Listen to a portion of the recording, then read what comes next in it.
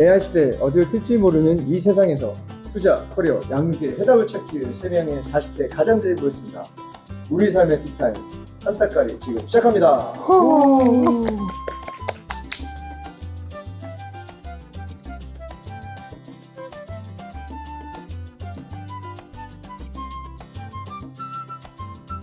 안녕하세요. 한따까리의 김막스 우공 정대만입니다. 네, 반갑습니다.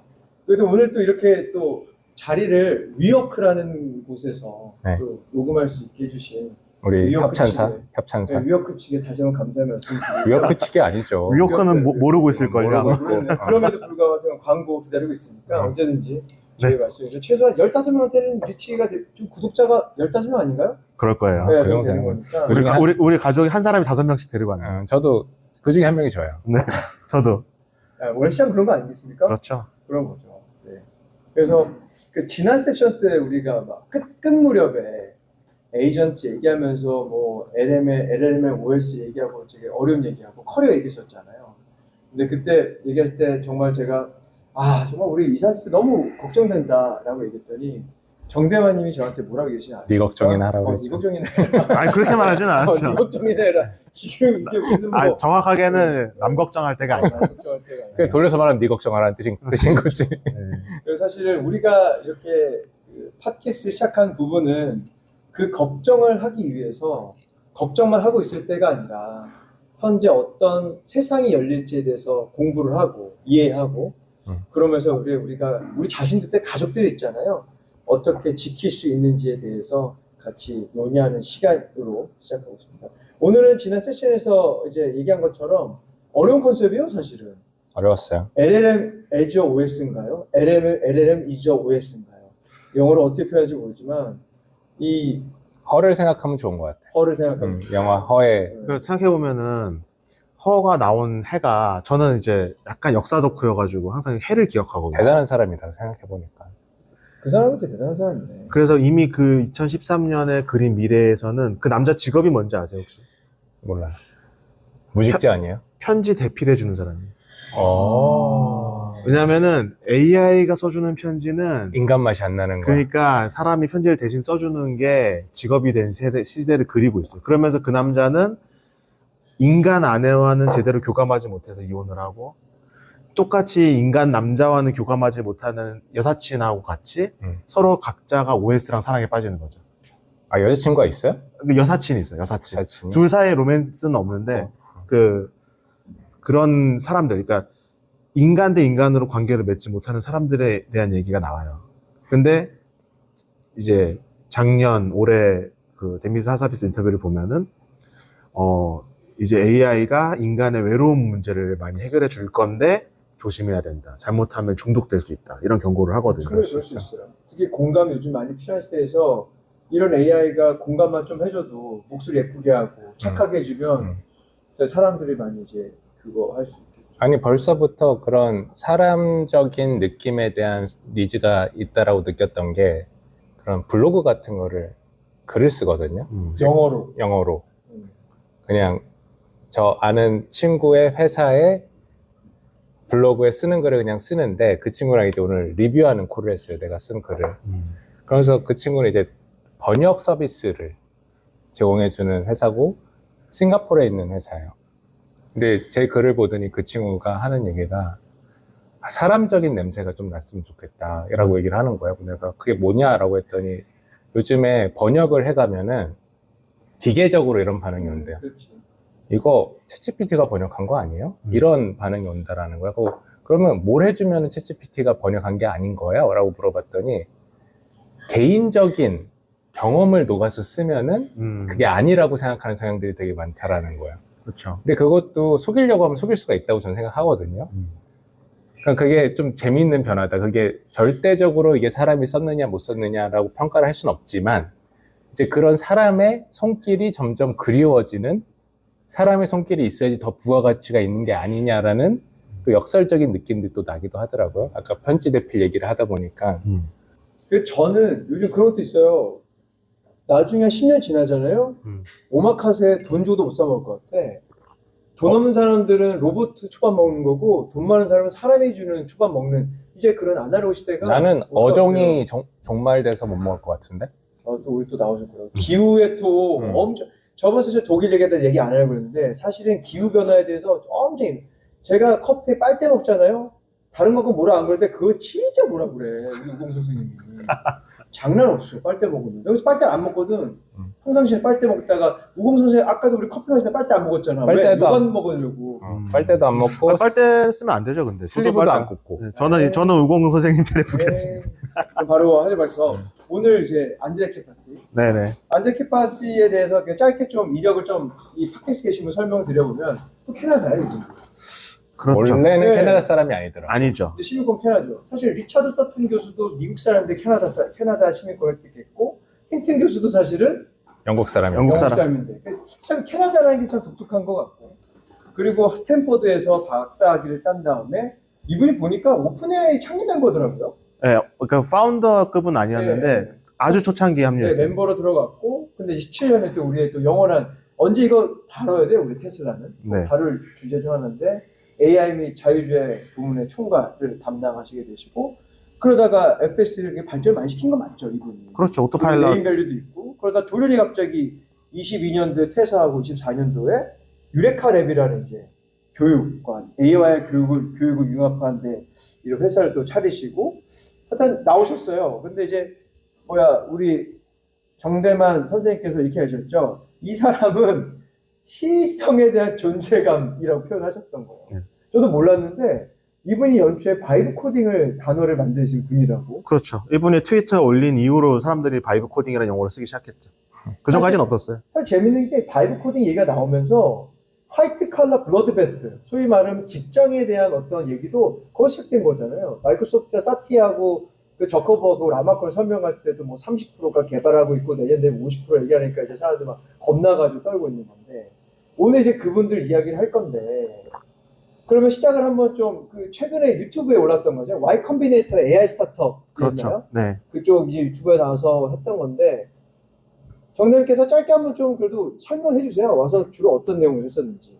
그렇죠. 이제 이분이 현재 트렌드에 대해서 아주 정확한 식견을 자주 공유를 해주셔가지고 제가 꼭 이렇게 새 영상에 나오면 챙겨보는 분인데 사실 저보다는 동생입니다. 저도. 정말요? 네. 몇 년생이에요? 86년생일 거예요. 아직 와. 40살이 안 됐더라고. 네. 39? 만으로? 네, 뭐 86년생이니까. 대박이다. 그리고 이제 또 유명한 그 업계에 그 일리아 수츠케버라고 있죠. 우리 그거 다루긴 해야 돼, 또 그분. 네, 일리아도 86년생이에요. 그분 연식은 좀 있어 보이긴 한데. 연식은 좀 있어 보이는데 그리고 이제 그래서 둘이 동시에 토론토 대학에 재학한 적이 있었습니다. 그러면 힌튼 교수랑 같이 썼던 거예요? 예. 그러니까 힌튼 교수 연구실에 일리아가 있었고, 근데 같은 대학 캠퍼스 안에 이제 동시대. 안드레이는 다른 수업을 듣고 있었고. 재밌네요. 그래서 2009년 이 즈음에서 토론토에 지금 업계에 정말 유명한 슈퍼스타 3명이 한 캠퍼스에 있었던 시절이 대박이다, 있었습니다. 진짜. 일리아는 어디 출신이에요? 어느 나라? 태어난 곳은 러시아고요. 그 부모님이 유대인이어가지고 그 이스라엘 사람들이 유대인들이 전부 이스라엘로 모인 시기가 있었거든요. 그쵸. 독립하고 예, 어릴 때 중동 그래서 전쟁 일어났을 때쯤이었던 거 네, 같아요. 그래서 러시아에서 이스라엘로 이민을 왔고 이제 거기서 이제 저도 기억나는데 저도 초등학교 때 처음으로 이제 대우전자에서 나온 IQ 2000이라는 컴퓨터로 처음 컴퓨터를 접했거든요. 그럼 너무 그때 맨날 게임만 하긴 했지만 아마도 일리아도 저보단 어리지만 비슷한 경험을 했던 것 같아요. 그래서 컴퓨터를 접하고 완전히 이제 몰입해서 그때부터 컴퓨터를 직업으로 선택하기로 했다라는 인터뷰가 있더라고요. 그러니까 일년은 진짜 한번 다뤄야 될 분이기도 하고 네네. 사실은 이제 조만간 정대만님의 책이 출간되는데 그 책에서 일리아가 몇 번째 들어갔어요? 1번이 제프리 힌튼 교수고 세 번째? 일리아가 5번째인 것 같습니다. 높은 거지. 이렇게 안드레가 제가 알기로는 7번째였던 걸로 알고 네, 맞습니다. 근데 안드레가 먼저 얘기하는데 다시 돌아오면 그 AI 그 그렇죠. 스타트업에서 얘기했던 내용을 좀 정리해 주시면 일단은 이 행사 자체 성격이 스타트업을 하시는 분들을 위한 교육 프로그램이었어요. 그래서 업계에 정말 기라성 같은 리더들, 안드레이만 온 게 아니라 앤드류 누드 담에 있었구만. 네, 정말 슈퍼스타들이 다 와서 정말 젊은 이제 꿈나무들에게 이제 비전을 제시하고 앞으로 도전할 과제는 이런 것이다라는 거를 알려주는 자리를 만든 거예요. 그리고 이제 행사의 방향 자체가 교육이다 보니까 안드레이 카파시가 교육 스타트업을 하고 있잖아요. 그러니까 예, 빠질 수가 없는 거죠. 그리고 이거는 이제 저는 뇌피셜이지만 앤드루 교수 또 딥러닝.ai라는 회사를 운영하고 계시고 또 코세라 또 창업해서 상장 기업이 됐죠. 그래서 이분들이 공통적으로 지금 투신하고 있는 분야가 교육 산업이에요. 그리고 이거는 뭐 TMI일 수 있지만 제가 이제 캐나다에서 회사를 다니고 있을 때 코세라 면접을 본 적이 있었습니다. 그때 코세라가 이제 토론토로 확장을 하면서 왜 확장을 하는고 하니 미국 정부에서 퇴역 군인들을 위한 재교육 프로그램을 해야 되는데 코세라가 파트너가 된 거예요. 그래서 퇴역 군인들을 위한 교육을 온라인으로 이제 정부가 이제 퇴역 군인들에게 일종의 약간 뭐 바우처나 이런 걸 끊어주고 공부해서 새 커리어를 찾으세요라는 이제 실험을 해본 거죠. 그 파트너로 코세라가 이제 그 프로그램을 위해서 새로운 오피스를 토론토에 열었는데 그런 미래가 오고 있다라고 보는 거 아닌가, 이 사람들은. 앞으로 재교육 시장이 어마어마하게 커질 거다라는 거죠. AI를 잘 쓰는 사람과 잘 쓰지 않는 사람의 격차는 점점점 벌어질 건데 AI 교육에 대한 수요가 당연히 늘어날 거고 이제 지난 시간에도 제가 뭐 싱가포르 얘기를 잠깐 하긴 했지만 싱가포르도 국가 단위에서 지금 AI 교육을 지금 하려고 하잖아요. 하고 있고 실제로 거기서 또 실무자들이 많이 탄생하고 있고 그런 것처럼 이제 이 재교육 시장에 대한 비전을 가지고 교육 산업으로 이제 방향을 잡은 게 아닌가라고 이제 이건 뇌피셜을 저는 세워보는데 저는 이게 양극화가 되게 심해질 텐데 지금도 그 우리가 나중에 이제 커리어 얘기도 좀 하겠지만 MS에서도 최근에 레이오프를 크게 했었고 아까 전에도 지금 AI를 통한 개발이 한 30% 정도 얘기하고 있고 시간이 지나면 점점 그 비중이 높아가서 뭐 90%까지 된다라고 얘기를 하고 그러면 사람들에 대한 재교육이라는 게 과연 가능한 것인가? 재교육을 해서 뭘 시키려고 하는 거지? 라는 고민이 좀 들긴 하거든요. 그거는 그렇게 생각할 수도 있을 것 같아요. 분명히 그렇게 생각할 수도 있는데 인간의 특징이 손 놓고 가만히 있진 않거든요. 그런 방향성으로 움직이고는 있는데 그 안에서도 어떻게든 아둥바둥 하는 사람은 살 길을 찾을 수도 있을 거예요. 생각하지 못한 방향에서. 지금 보이진 않지만. 저도, 그러니까 결국엔 저는 이제 우리 첫 회에서 얘기했던 게 저는 사실 긍정적으로 봐요. 그러니까 시장이 변하면서 새로운 직업이 나왔고 예를 들면 아마존닷컴의 웨어하우스에 로봇이 100만 대가 넘었잖아요. 당연히 인간의 직업은 많이 없어지긴 하는데 새로운 직업이 만들어지는 게 로봇을 관리하는 사람이 엄청 늘었다는 거예요. 거기다가 뭐 약치고 콩구리 치고 이제 뭐 관리하고 이런 것들이 있는데 당연히 그 수가 로봇을 위해서 잘린 인간보다는 훨씬 적을 수 있겠지만 저는 어떤 새로운 직업들의 변화는 있을 것 같고 그리고 또 하나는 지금 앤드류나 안드레이도 지금 그 정대만이 얘기하신 것처럼 분명히 AI 관련된 재교육 시장을 볼 수도 있는데 또 구체적인 거는 5년이 됐던 10년이 됐던 간에 그 재교육 시장에 있는 커리큘럼이 됐던 그런 것들은 아직 명확하게 디파인 되진 않았을 것 같아요. 그러니까 그런 시장이 열릴 거고 그런 것도 준비해야 된다는 거죠. 예를 들면 예전에 온프렘에서 클라우드로 마이그레이션 했었을 때 사실 그때 많은 클라우드 업체들이 온프렘을 사용하고 있는 기업들 뭘 얘기했냐면 리스케일이었었어요. 그러니까 과거에 그냥 내 하드웨어 서버 담당하던 스킬을 AWS 서티피케이션을 바꾼 거거든요. 그러니까 우리가 오늘 또 얘기하겠지만 LLM OS가 생기든 뭔가 새로운 OS 형태가 생기고 새로운 이제 컴퓨터에 대한 부분이 소프트웨어가 만들어진다고 하면 또 그거에 대한 새로운 재교육도 필요할 수 있고 또 여기서 더 나가서 저는 사실 화이트 컬러에 관심이 많으니까 제가 화이트 컬러니까 화이트 컬러에 대한 설거지하면 블루 컬러 아니에요? 네? 설거지하면 블루 컬러 아니에요? 진짜 좋은 질문이에요. 지금 너무했다. 우공 선생님 한국에 있는 180만 설거지 아버지 옆에 사과하셔야 돼요. 죄송합니다. 화이트 카메라예요, 저요. 이거 굉장히 고도의 어떤 생각을 갖고 있어야 돼요. 거품이 하얗긴 하네요. 그렇죠. 저는 고무장갑 따야니까. 네. 그래서 다시 돌아오면 네. 제육 시간 보고 있는데 요번에 결국에는 제가 봤던 거는 소프트웨어 패러다임의 변화를 3단계를 나눈 건데 그거 좀 설명해 주시겠어요? 그렇죠. 이제 이 시대 순서대로 이제 소프트웨어 버전을 크게 뭐 1단계, 2단계, 3단계로 나눠서 설명을 해주는데, 이제 1단계는 우리가 잘 아는 뭐 C 언어나 뭐 과거로 돌아가면 뭐 어셈블리나 기계어까지 나오는 이런 사람이 한 땀 한 땀 짜서 만들던 소프트웨어 시대가 있고, 근데 예를 들면은 이런 식이죠. 우리가 홀수와 짝수를 구별해주는 프로그램을 짜고 싶다라고 했을 때, 우리가 사실은 홀수와 짝수를 구별하는 프로그램은 손으로 짜는 게 더 쉬워요. 2로 나눠보면 되니까. 그렇죠? 근데 똑같은 문제를 어떤 방식으로 풀기 시작했냐면은 이제 신경망으로 풀기 시작했어요.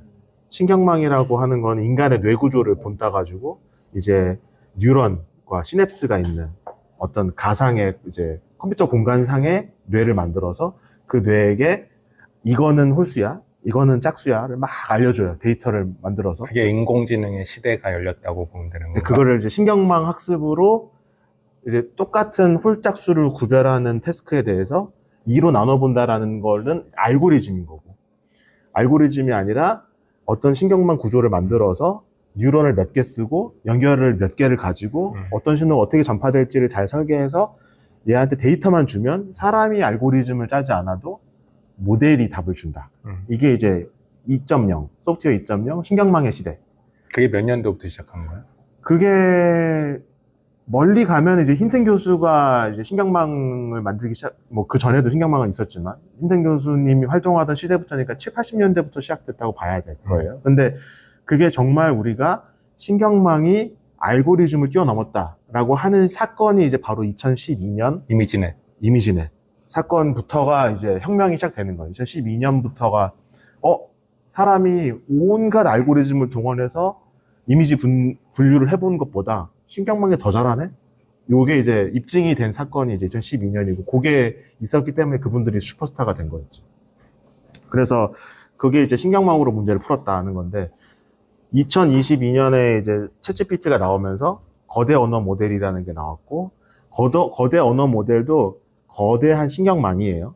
이제 토큰을 받고 토큰을 뱉는 거대 신경망인데, 이 신경망을 예전에는 어느 목적을 위해서, 예를 들어 홀짝수를 구별하기 위한 모델을 따로 만들어야 되고, 예를 들면 우리가 뭐 수학으로 치면 소수를 찾는 모델을 따로 만들어야 되고, 이미지넷처럼 이미지를 분류하는 모델을 따로 만들어야 됐어요. 근데 그렇게 안 하는 거예요. 이제 하나의 거대 모델이 모든 걸 다 할 수 있는, 다양한 태스크에 적용될 수 있는 모델이 나오기 시작했고, 그리고 또 하나는 이 모델은 사람의 말을 알아들어요.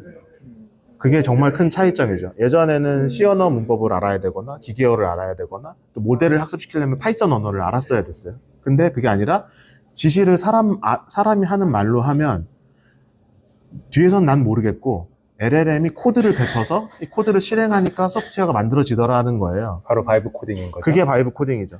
그게 바이브 코딩의 시대가 왔다. 그게 이제 2025년 초부터 이제 안드레이 카파시가 선언한 거고, 그 바이브 코딩에 힘입어서 저는 그 사티아의 그 발언이 되게 중요한 것 같아요. 과거에는 타이피스트라는 직업이 있었다. 지금은 없다. 왜냐? 모두가 타입을 치니까. 그게 되게 인상적이었거든요. 왜냐면은 과거에는 프로그래머가 있었다. 지금은 없다. 모두가 프로그램을 짜니까. 그런 차원에서 안드레 카파시가, 이거는 좀 더 전에 올린 트윗인데, 그 트윗에서 뭐라고 말하냐면, 영어가 다가올 세대의 프로그래밍 언어다 라는 말을 해요. 그러니까 앞으로는 가장 큰 프로그램 언어다라고 얘기했던 것 같아요. 네. 그래서 그런 시대가 이제 시작됐다. 2025년부터는 그런 시대다. 그러니까 여러분들이 컴퓨터 공학을 전공하고 어떤 컴퓨터의 기본 구조, 뭐 메모리와 레지스트리와 뭐 오실러레이터에 대한 원리를 알지 못하더라도 그걸 이용해서 여러분들이 생산성 있는 소프트웨어들을 마음대로 찍어낼 수 있는 시대가 왔다라는 인사이트가 이제 있었던 거고요. 또 하나가 제가 다른 데서는 이걸 얘기했던 것 같은데, 테슬라 있잖아요. 테슬라가 안드레이 카파시가 테슬라 다닐 때의 오토파일럿과 지금의 오토파일럿은 전혀 다르거든요. 수준이 더 많이 안 올라갔어요? 아니 그게 아니라 아까 1.0과 2.0의 차이라고 보셔도 오케이. 될 거예요. 그러니까 이전에 안드레이 카파시가 이제 컴퓨터 비전 전문가예요. 그러니까 옛날에 거대 언어 모델이 나오기 전에는 특정 작업 하나를 잘하는 모델들 만들어서 했었는데 그때 했던 게 이제 CNN이라고 컨볼루셔널 뉴럴 네트워크라고 해서 사진을 주면 사진 안에 사물을 인식해 주는 거예요. 그러면은 자 사진 안에 사람 보이지? 자, 사람을 치면 안 돼. 그래서 그 CNN 알고리즘으로 이미지를 분석해서 자 신호등 보이지? 멈춰야 돼. 그래서 이걸 연결한 거예요. 네. 신경망으로 그 어떤 상황을 인식하고 거기에 따라와야 되는 액션은 사람이 소프트웨어 1.0 시대처럼 코딩을 했던 게 오토파일럿 초기 버전이었던 거예요. 근데 지금은 그렇게 안 하고 아예 모델이 이미지 정보를 집어넣으면 자기가 액션을 뱉어버리는 신경망이 나온 거죠. 그래서 그 부분에서 이제 이분이 어떤 말을 하냐면은 테슬라 오토파일럿에는 처음에는 C++ 코드가 많이 들어 있었는데 지금은 C++ 코드가 사라지고 있다. 왜냐하면 신경망이 다 해주고 있으니까. 그 얘기를 하는 거죠. 그거는 그 신경망이 자체적으로 C++나 C++ 언어를 대체하고 있는 건 아닌 거죠? 그걸 대체하는 건 아닌데 그 C++ 코드를 하던 일을 대체하고 있는 거죠. 그렇죠. 인간이 그렇게 대체를 하고 있는 건 훨씬 더 이제 성과가 좋으니까. 네네. 그래서 그런 얘기를 하셨고 이제 아까 앞선 저희가 지난 시간에 얘기했던 이제 운영 처제로서 LLM에 대한 비전을 얘기했고 거기서 이제 CPU에 해당되는 게 LLM이고 메모리에 해당되는 게 컨텍스트다 이런 얘기를 했었고 그게 지난 시간에 약간 있었던 얘기였죠. 근데 이게 들어보면 결국에는 또 이제 1.0이다, 2.0이다, 3.0이다 새로운 이제 패러다임이 들어오게 하는 건데 그 패러다임이 사실 아직 명확하게 보이는 건 아니잖아요. 희미하게 이제 방향성이 보이는 건데 제가 듣다 보면 결국에는 그런 것 같아요.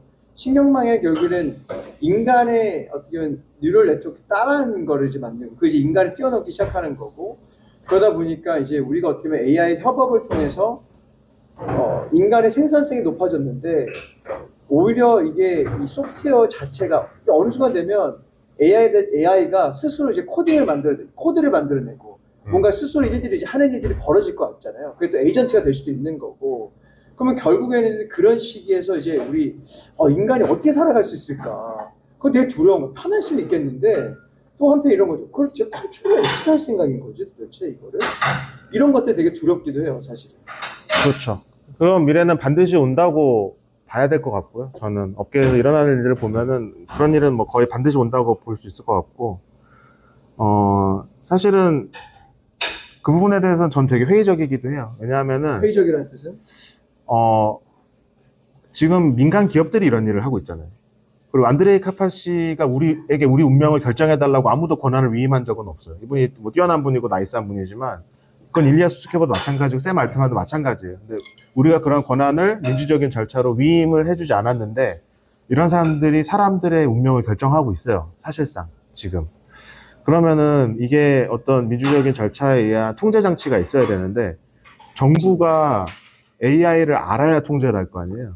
그러면 AI를 아는 사람들이 강요로 입각해서 그분들이 정책 방향을 설정하고 사람들이 올바른 이제 민주적인 절차로 투표를 할 수 있게끔 이 저변을 넓혀나가야 되는데 거기에 대한 액션을 제대로 취하고 있는 나라가 사실 거의 없어요. 근데 제가 볼 때 싱가포르이 계속 얘기가 나오는 게 싱가포르이 그렇게 전 국민적인 교육을 한다고 했을 때 과연 몇 명이나 제대로 된 AI 엔지니어가 나올 것이냐 이거는 확률적인 거니까 모를 수 있지만 어쨌든 전 국민 대상으로 그렇게 교육을 하다 보면 국민 전체적으로 최소한 용어라도 알아듣는 리터러시가 올라가는 거지. 그렇죠. 그러면은 민주적인 절차로 투표를 했을 때 이게 우리한테 좋겠구나 나쁘겠다라는 판단을 할 수가 있게 되는 거죠. 그런 방향에서 저는 그런 싱가포르의 행보가 굉장히 바람직하다. 시대에 맞다. 근데 지금 미국이 그렇게 하고 있느냐? 한국이 그렇게 하고 있느냐? 프랑스가 하고 있느냐? 일본이 하고 있느냐? 아니거든요. 전부 다 거대 자본을 가진 사람들이 그냥 자기가 하고 싶은 대로 하고 있어요. 그러니까 그런 차원에서 제가 이제 회의적이라고 말씀드린 거죠. 결국에는 씁쓸하지만 제가 살아온 세상에서는 항상 자본주의가 이겨왔습니다. 맞아요. 그렇기 때문에 자본주의 앞에서 이런 어떤 공정한 룰 이런 것들은 사실 사람들이 대다수의 사람들이 이런 지식을 갖고 있지 않다면 지켜내기가 쉽지 않을 거다라고 보고 있어서 저 개인적인 생존 방향은 이기는 쪽에 붙자. 그래서 열심히 뉴스레터를 쓰고 인터뷰를 보고 도대체 이분들은 어디를 가고 있는가. 이거를 저는 계속 쉬지 않고 이제 팔로우업을 하고 있는 이유가 그거죠. 저 자신의 생존을 위해서 하는 거고, 제 가족의 생존을 위해서 하는 거고, 또 제 주변 분들에게도 이렇게 제가 알고 있는 걸 나눠드려서 똑같이 이제 해일이 오고 있으니까 우리 다 같이 산으로 피합시다. 이런 얘기를 하려고 하는 거죠. 제가 요즘 어떻게 보면은 모든 거는 이제 플레이북이라는 게 있는 것 같아요. 인생을 살아가는 데서 우공 선생님도 그렇고 정대만 님도 분명히 본인들만의 플레이북이 있는데 저도 사실 정대만 님을 되게 감사히 생각하는 게 여기 있는데 제가 요즘 갖고 있는 플레이북은 뭐냐면 세상을 현재 변화해 가는 건 사실 전 트럼프도 아니라고 생각해요. 4년 있으면 사라질 거거든 사실은. 근데 정말로 우리가 따라가야 될 슈퍼파워를 갖고 있는 사람, 이 리딩하는 사람들은 소위 말하는 지금 빅테크에 있는 CEO들이 됐던 파운더들인 것 같아요. 그래서 우리가 저도 주변에 이제 AI 관심 있는 사람들 뭘 얘기하냐면 이걸 듣고 계신 팟캐스트 분들도 우선은 자기가 마음에 드는 회사를 투자를 하시고 근데 그 투자회사는 분명히 아마존이 됐던 메타가 됐던 메타 뺄까요? 나 메타. 저는 메타는 좀 돈은 잘 벌 거예요. 네, 네. 메타가 됐든 아니면 뭐 마이크로소프트가 됐던 알파벳이 됐든 그 회사를 사고 주식을 그리고 그 회사에 있는 CEO가 됐건 혹은 조만간 이제 정대반이면 책에 나오면 이제 우리 선구자분들의 팔로우하면서 이분들의 근데 또 재밌는 게 좀 뭐냐면 좀 잠깐 화법할게요. 요즘 하면 그 생각하거든요. 이 사람들이 유튜브에 나와서 혹은 어떤 그 포럼이나 서밋에 나오면 되게 본인들 생각을 많이 얘기를 하잖아요. 네. 요즘 또 어떤 생각이 드냐면 이걸 고지고대로 받아들여야 될까? 아니죠. 이 생각이 드는 거예요. 이 사람들이 본인들의 비즈니스를 위해서 그냥 좋은 말 하는 거 아닐까라는 생각이 요즘은 좀 많이 들기도 해요. 그래서 사실은. 걸러들어야 돼요. 근데 문제는 그 걸러 들으려면 사실 내가 지식과 정보와 경험이 있어야 되지 않냐는 거죠. 그래서 우리 뭘 해야 된다? 공부를 해야 되는 건 맞는 것 같아요. 공부하기 싫으면 이 방송을 듣던가. 그렇죠. 그렇죠. 이 방송 들어야 된다. 네. 이 방송 들어야 된다. 그래서 다시 좀 정리를 해보면 소프트웨어 시장은 사실 패러다임 변화를 맞는데 저는 저번 세션에도 얘기했지만 문과생으로서 화이트 칼라로서 요 유튜브를 들으면서 이런 고민들을 많이 했어요.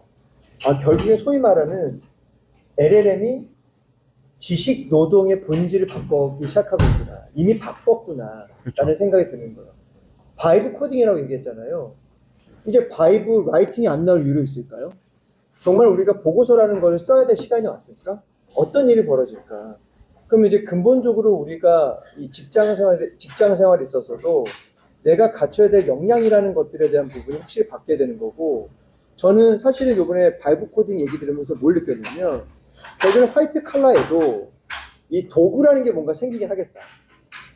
도구라는 게. 지금 예를 들면 클로드 코드가 됐던, 컬서가 됐던, 그 소프트웨어 개발자들 도구가 있는 거잖아요. 명확하게 인생을 바꾸고 삶을 바꿔주고 있는. 그렇죠. 그러면 결국에는 우리 화이트 칼라가 하는 분들에 있어 도구가 올 건데, 그럼 그런 도구가 어떻게 올까?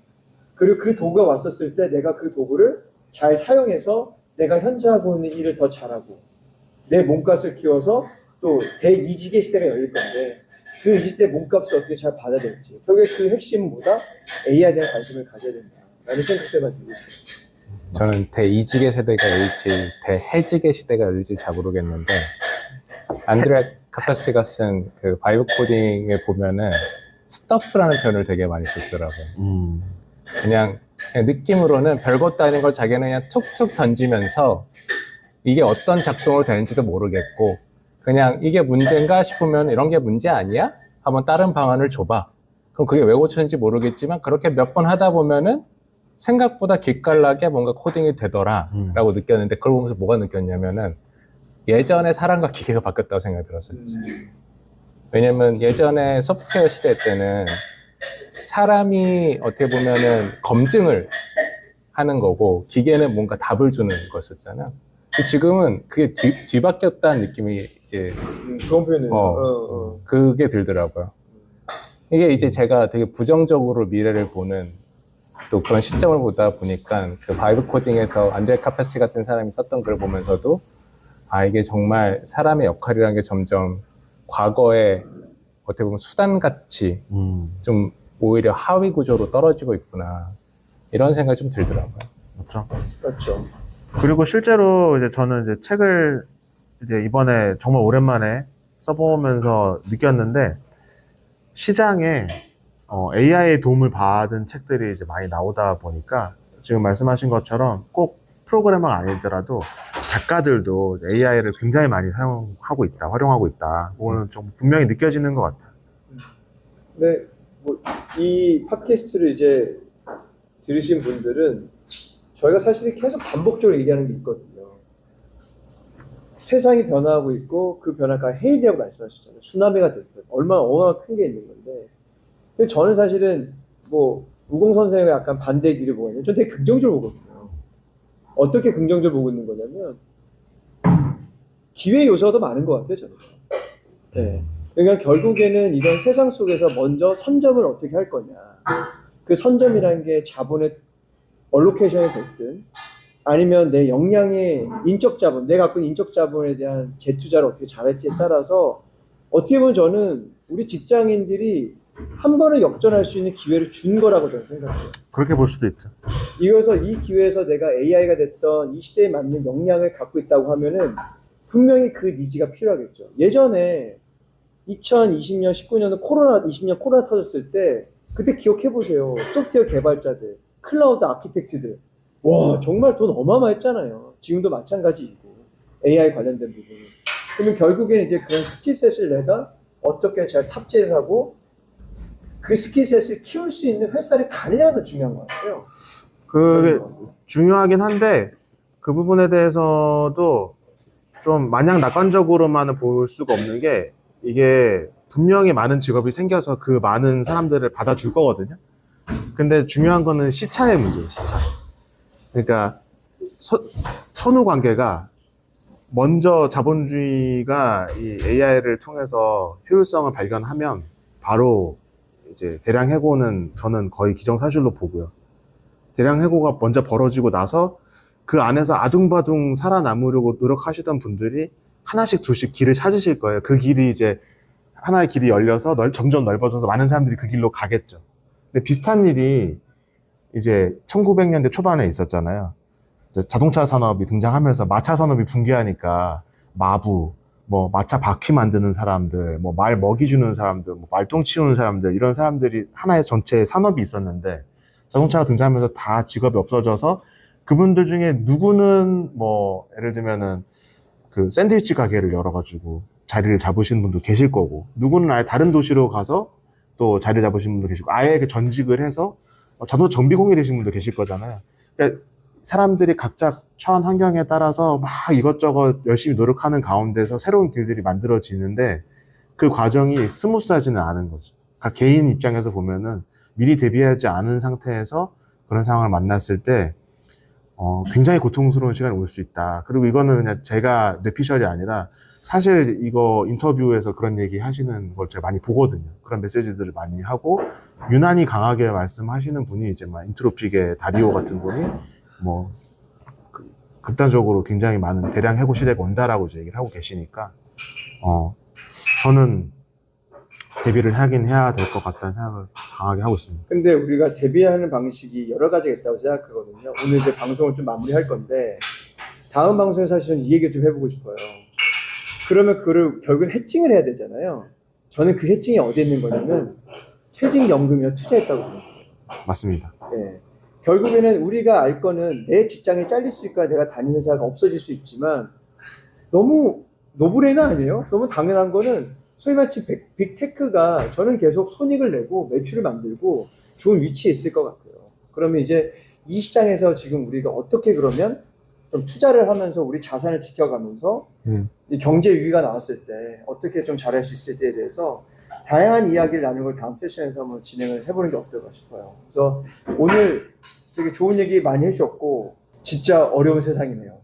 네, 어려운 세상. 그래서 좀 너무 좀 어두운 얘기만 드린 것 같아서 그런데 그냥 업계에서 계속 빠르게 바뀌는 걸 보고 있으면 저는 되게 위기감이 들어요. 지금 저도 느리다고 생각이 들거든요. 저도 지금 굉장히 뒤처져 있다라는 생각을 갖고 살고 있기 때문에 좀 무섭습니다. 저도. 그러니까 이런 게 무섭다니까. 왜냐면은 봐보세요. 제가 양극화라고 얘기를 했잖아요.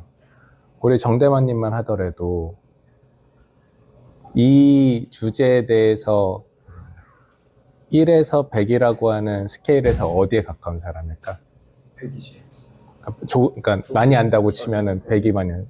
근데 위기를 느낀다고 했잖아. 그럼 나머지 99.99%는 어떻게? 아니 근데 그거는 저는 이제 그렇게 얘기하고 싶은 거예요. 이거는 이제 세상을 바라보는 관점에 따라 달린 건데 저는 그 위기는 기회라고 생각하는 거예요. 그렇죠. 그러니까 위기지만 그러면 그 기회를 어떻게 만들지에 대해서 고민을 해야 되지 않냐는 거예요. 저도 거기에 대한 공감해요. 네. 뭐, 어떻게든 기회를 만들어야 되는 거니까 우리 입장에서. 뭐 맞아요. 오늘 흥청망청 살다가 죽을 수는 없는 거니까.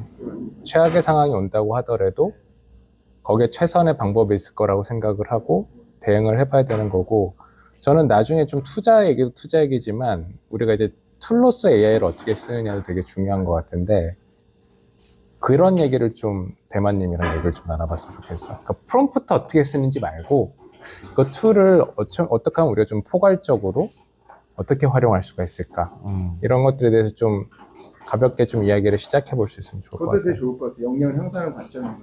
그리고 사실 할 얘기가 되게 많아요. 우리 아이들 어떻게 할 거냐. 아, 그렇죠. 진짜 할 얘기가 많아요. 그래서 앞으로 우리가 할 얘기가 무궁무진하기 때문에 지금 팟캐스트 계시는 우리 사랑하고 존경하는 우리 구독자 여러분, 네, 계속 관심을 가져주시고, 그러면 오늘 여기서 좀 마무리하고 네네. 다음 세션에 또 찾아뵙도록 하겠습니다. 여러분, 김막스 우공 정대만이었습니다. 감사합니다. 감사합니다.